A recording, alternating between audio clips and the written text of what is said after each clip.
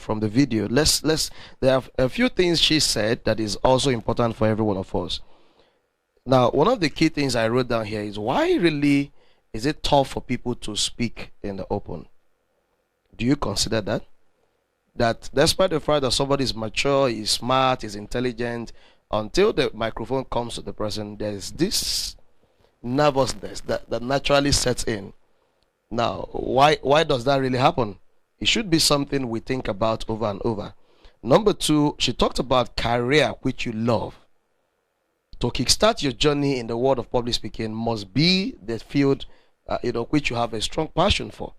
If you want to be like any other person probably speaking on health issues and you are not interested in health, you don't have that passion for health, you will go into it and feel, well, it's going to take you time for you to grow. One of the things she also talked about was the issue of mission. I don't know if you heard when she talked about that. Mission. And you need to clarify that. I just told you when I introduced myself what my vision statement is all about. And of recent, I started by redefining it again to give a target to affect 500 million people. And that means we have to be doing so much on everyday basis to be able to do that before you leave planet Earth. So why I empower people, I add to the number. Every year I want to know how many lives were, was I able to touch and all of that. That must be a clear understanding for you to knowing how many lives you want to touch before you leave this earth. And that helps you to stay on track. She talked about mission. So on a proper date, we have what we call the vision school. We're having a vision school here that will talk about vision and mission. Another one, he talked about her goals. Setting her goals right in this field. She talked about learning to catch into opportunities. They gave her opportunity to come and present, and she had to go for it. We have 1,001 opportunities out there that young people and individuals neglect. A whole lot of people, they know what they want, but they are not willing to go for it. They are not willing to bend for anything, and that's why in Africa, sometimes, not even Africa, let me talk about Nigeria. Many a times it looks as if we are not knowledge driven, and that's true. The knowledge we want is the formal knowledge that has to do with academics and awards and certificates. Anytime it crosses that, people feel, why am I going for it? What's it going to profit me? Not knowing that these are the things that really build a person up. Not just, when you go for a PhD, a degree, and all of that. She talked about catching into opportunities. I love for you as a speaker to begin to watch out for opportunities. You can create one. You mustn't at all time wait for one to come to you. You can also create one. He talked about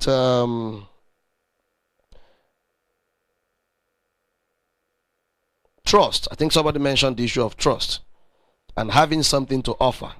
Actually, everybody on planet Earth will have something to offer. I make a statement, I say we are selling something. Every day of our life, we are selling something. There is something coming out from us to the outside world. So we all have something to offer. You just need to sit down and pay some attention to structuring. Structure that thing you have to offer and package it well. In the course of talking to you about Vision School, we have a course called From Vision to Institution. How do you move from just talking about vision into having a clear institution that runs? It takes a little knowledge. A lot of people want to get there, but the how is an issue. Now, finally, of what I heard her talk about, I said you need to trust your audience, and that's very important for us. Okay, thank you for that contribution. Let's go into the class proper. As I've introduced before, what we do here majorly is helping to raise people in the area of leadership and public speaking, because I believe that everybody carry this ability. Everybody have the ability to present and to do it well, and everybody is called to be a leader, whether you know it or not. It's right inborn, and as we begin to engage, the person gets better from time to time and he's able to manifest. Okay, let's talk about the role of public speaking in national transformation. The role of public speaking in national transformation. I really don't understand where this is from, but we need to deal with that. Okay. Number one, speakers are impact makers. If we want to see a society change like ours in Nigeria, we want to see Africa get transformed, we must invest more in raising people in this area. Now, if you watch, you see we have few speakers that are making waves in Nigeria. Who know what I'm talking about? Very few persons are interested in this field. And we forget to understand that this is one pipeline, one way to raise change agents.